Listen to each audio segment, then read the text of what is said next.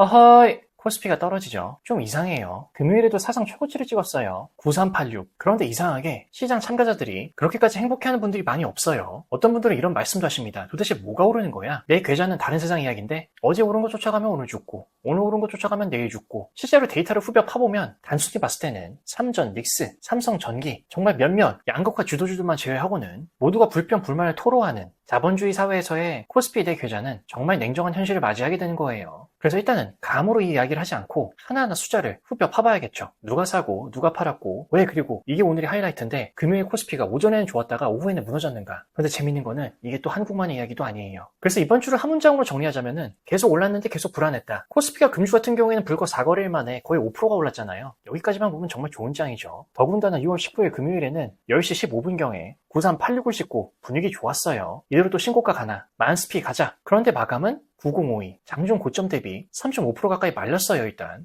그럼 당연히 첫 번째 질문이 생기죠. 도대체 누가 판 거야? 왜 밀렸지, 갑자기? 먼저 프로그램 매매를 보자면 이번 주 4거래일 가운데 3일이 순 매도였어요. 17일에는 2.2조, 18일에는 1.3조, 19일에는 1.7조, 누적으로 5조 원 넘게 팔았죠. 하지만 신기하게도 지수는 계속 올라왔죠. 이상하죠. 속에서는 계속 파는데 겉으로는 계속 올라갑니다. 그래서 현물 수급을 열어봐야죠, 그럼. 그리고 여기서 오늘의 최대 주인공이 등장하죠. 바로 개인분들. 무려 3.1조 순매수. 이번 구간 최대치예요. 반대로 외국인은 1.3조 매도, 기관은 1.6조 매도. 여기서 중요한 포인트가 이번 주 내내 누군가 팔면 누군가 받아주는 그림이었죠. 형님 줬다, 아우 줬다. 근데 오늘은 달랐어요. 외국인과 기관이 같은 편에 섰죠. 두 편대가 같이 팔았습니다. 그리고 그 물량을 개인분들이 거의 혼자 다 받아냈죠. 일단 그런데 기관이라고 하면 너무 뭉뚱그린 표현이고 살짝 그래서 그 뚜껑을 열어보면은 일단 첫 번째 타자로 연기금이 있어요. 연기금은 다들 아시겠지만은 시장에서도 굉장히 독특한 자금이죠. 외국인처럼 아니면 금융투자처럼 하루에도 몇 번씩 방향을 왔다 갔다 하지 않아요. 개인분들처럼 뉴스 하나에 흥분해서 뛰어드는 자금도 아니죠. 국가 자금이잖아요. 손실이 나면 큰일 나죠. 그래서 오히려 가장 천천히 움직이고 가장 보수적으로 움직이는 돈이죠. 그런데 이번 주 데이터 같은 경우에 연기금은 조금 이상해요. 17일 1,600억 넘게 순매도, 18일 3,900억 넘게 순매도, 19일 5,200억 넘게 순매도,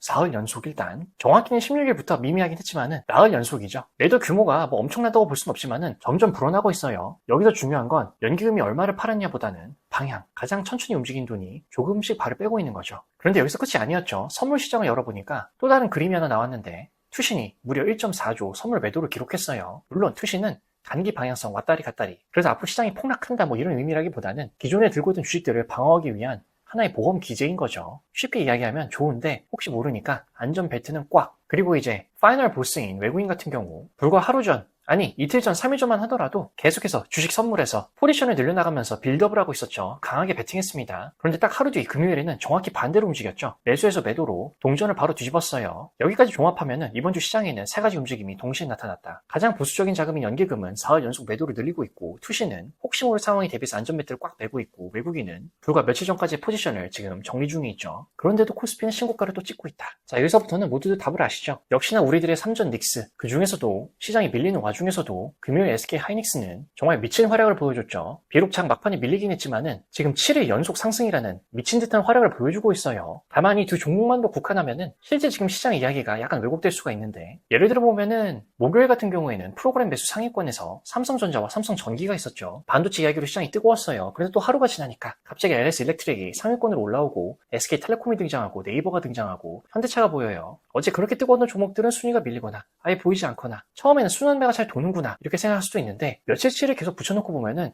느낌이 약간 달라지죠. 건강한 순환매라면 어제 강했던 종목들이 오늘도 어느 정도 버텨주고 거기에 새로운 섹터가 새로운 챕터로 힘을 보태야 되죠. 바통을 넘겨주는 느낌. 그런데 이번 주는 딱히 그렇지가 않았어요. 삼전 닉스 정도만을 제외하고는 어제의 주인공이 오늘은 사라지고 오늘의 주인공은 내일 또 사라지고 계속 새로운 테마가 나타났다가 금방 교체되고 그리고 이 두 친구들을 제외하고는 재밌는 현상이 또 발견되는데 프로그램은 사는데 주가는 빠지는 종목들 수급은 좋은데 가격은 반응하지 않는 종목들 이런 괴리가 계속 나타나요. 그러다 보니까 이번 주 코스피가 삼전 닉스 보유자분들을 제외하고는 왜 그렇게 피곤했는지 이해가 되죠. 사람들이 못 따라간 게 아니라 애초에 따라가기 어려웠던 시장이었던 거예요. 어제 따라가면 오늘 끝나고 오늘 따라가면 내일 끝나고 계속 시장이 단타 다음 이야기만 찾고 있었던 거죠. 그런데 중요한 거는 이 부분이 오마카세의 니기리 정도 되는데 이게 한국에서만 벌어지고 있는 일인가? 아니 유독 한국 투자자들만 유난스러운 건가? 아니면 다른 곳도 비슷한 모습으로 흘러가는 건가? 그럼 전 세계적인 유행이네. 만약 그렇다면 그렇죠. 막상 뚜껑을 열어보면 미국도 한국만큼이나 극단적이에요. 올해 S&P 500도 엄청 많이 올랐죠. 여기도 결론이 비슷해요, 한국이랑. 결국에 상승의 주축은 AI와 에너지. 거의 그 두 축이 시장 상승을 만들었고 나머지 상당수 업종들은 사실상 연초 수준이거나 그보다 아래에서 움직이고 있어요, 지금. 이걸 보면 코스피랑 데칼코마니죠, 거의.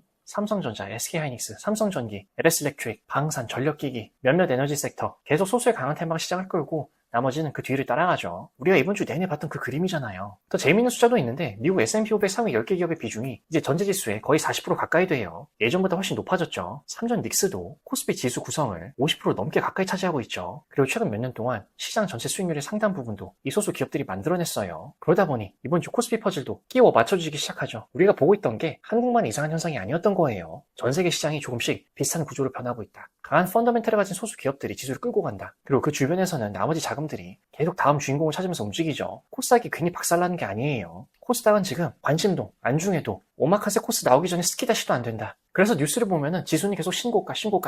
그런데 투자자분들은 체감이 안 되죠. 그러니까 시장이 피곤하고 이 주도주로 보여주신 분들을 제외하고는 내 계좌도 너무 피곤하다. 그래서 한국과 미국이 이렇게 비슷한 구조에서 움직이고 있고 그러다 보면 다음 주에 예정된 이벤트들이 생각보다 굉장히 훨씬 더 중요할 수 있는 거예요. 왜냐면 지금 시장은 여러 축이 서로 받쳐주는 시장이 아니라 소수의 강한 축이 시장 전체를 떠받치는 완전 역삼각형 피라미드 구조죠. 여기 요 아래에 그 축이 하나라도 깨지면은 끝장나는 거예요. 그래서 그 축을 시험한 이벤트가 그것도 3개나 연달아 기다리고 있죠, 다음 주에. 당연히 첫 번째는 마이크론 실적이죠. 우리랑도 어쩔 수 없이 굉장히 가까운 이야기인 게 SK하이닉스, 삼성전자, 미국 AI 기업들, 마이크론 전부 같은 생태계 안에 있죠. AI 서버가 늘어나면 메모리가 필요하고 HBM이 필요하고 반도체 투자가 늘어나죠. 그래서 마이크론 실적이라는 거는 미국 회사 하나의 실적이 아니라 지금은 모든 게 유기적으로 하나로 연결된 AI 글로벌 우리 모두 하나의 세상이에요. 지금 AI 사이클이 여전히 얼마나 건강한지를 보여주는 일종의 굉장히 중요한 선행지표. 만약 기대보다 좋으면 여전히 삼전 닉스에도 긍정적일 수 있는 거죠. 반대로 기대보다 약하다. 미국 AI뿐만이 아니라 우리 시장도 같이 영향을 받을 가능성이 있는 거예요. 그리고 바로 다음 PCE가 기다리고 있죠. 연준이 가장 중요하게 보는 물가지표죠. 쉽게 이야기하면 미국 물가가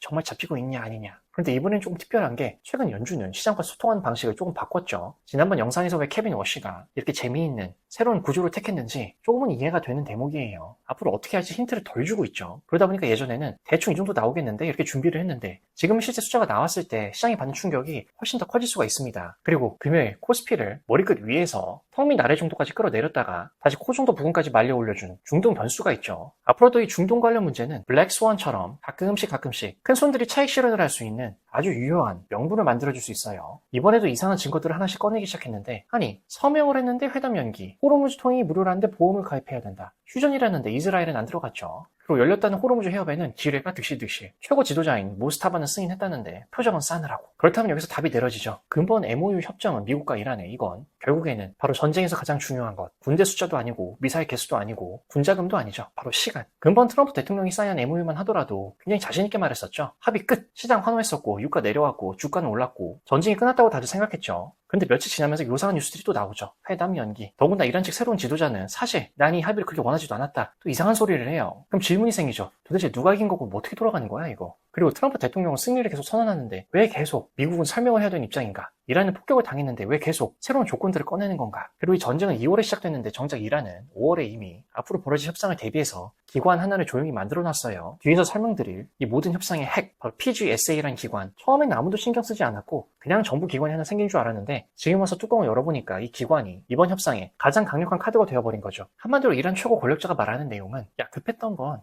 트럼프, 미국 아니냐 계속 이렇게 받아치는 그림을 만드는 건데 이 한마디가 이제 앞으로 벌어질 모든 일의 예고편으로 보시면 됩니다. 백악관 입장에서는 이번 회담의 연기를 물류 문제라고 하는데 국제 정치에서 특히 미국과 이란 사이에서 정말 물류 때문에 회담이 미뤄지는 경우는 생각보다 많지 않죠. 물류 문제 뒤에 생각보다 훨씬 큰 변수가 숨어있다. 사실 이란은 이런 상황이 오기만을 기다렸는데 아까 말씀드린 소두의 그 카드 때문에 그래요. 그것도 회담이 열리기 훨씬 전부터 바로 PGSA, 페르시아만 해협청. 이 해협청은 최근에 만든 급한 조직이 아니라 협상이 어떻게 흘러갈지를 미리 생각하고 준비한 조직인 거예요. 왜냐하면 만든 시점이 5월 5일 어린이날이었으니까.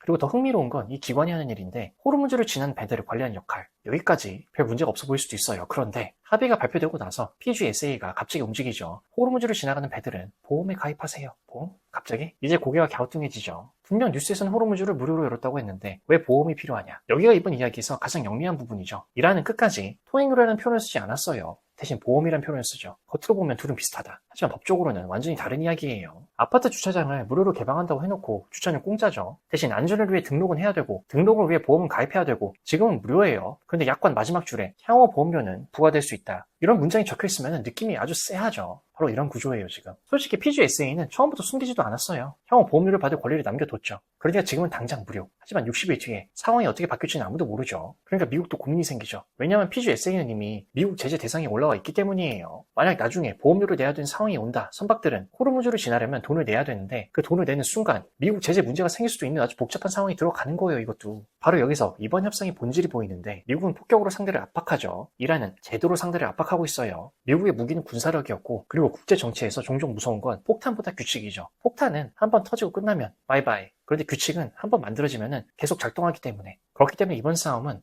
한 번에 끝나는 권투 경기가 아니고 라운드제로 나눠서 보는 게 훨씬 이해하기 쉽습니다. 그리고 그렇게 보면은 생각보다 더 재밌는 그림이 나온다. 솔직히 미국도 얻은 건 분명하죠. 일단 호르무즈가 완전히는 아니지만 다시 움직이기 시작했고 유가는 안정됐고 전 세계 금융시장도 한숨 돌렸어요. 물론 다음 주 어떻게 될지 모르겠지만 중동 전체가 전면전으로 번지는 최악의 시나리오도 일단은 막았죠. 그리고 미국 입장에서는 가장 중요한 핵협상 테이블도 다시 만들었고 절반 정도 성공인가? 3분의 1? 중요한 거는 트럼프 대통령 입장에서 내가 전쟁을 끝냈잖아. 이렇게 이야기할 정치적 명분이 충분히 생긴 겁니다. 그럼 이란은 어떨까? 생각보다 챙긴 게 많죠. 동결 자산 일부를 풀 수 있는 길이 열렸고 미국과도 직접 협상하는 위치도 확보했다. 그리고 무엇보다 PGSA라는 새로운 시스템을 실제로 움직이기 시작했다. 여기가 중요하죠. 이란이 휴전보다 휴전 이후를 준비하는 모습이 더 많이 보이는 거예요. 앞으로 협상력이 계속 유지될 수 있는 장치를 하나씩 만들어가고 있죠. 그래서 이번 싸움은 미국은 당장에 불을 끄는 데 성공했고 이란은 그 옆에 수도관 하나를 새로 깔은 거예요. 당장 눈에 보이는 건 미국의 성과? 중요한 건 시간이 지나면 지날수록 새로 깔린 수도관이 더 중요한 자산이 될 수 있다. 물론 이란도 마냥 웃을 수 있는 상황은 아닌 게 이란 경제는 여전히 어렵고